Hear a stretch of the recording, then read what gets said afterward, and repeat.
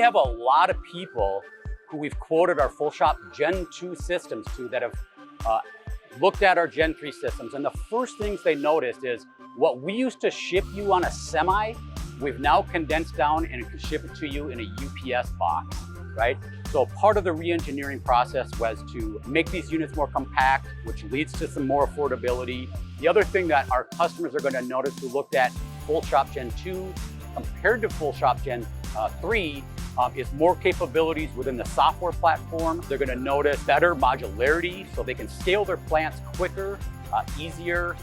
Those people that got deeper into their projects and looked at the plumbing infrastructure required for full shop Gen 2 are now going to take a look at full shop Gen 3, and they're going to notice just how simple the installation process can be, and it's going to lead to much more adoptions happening at a quicker rate when people are trying to run in these 168 manufacturing environments, which is 24/7 throughout the week, and unattended manufacturing is the goal for most of these shops that we're seeing.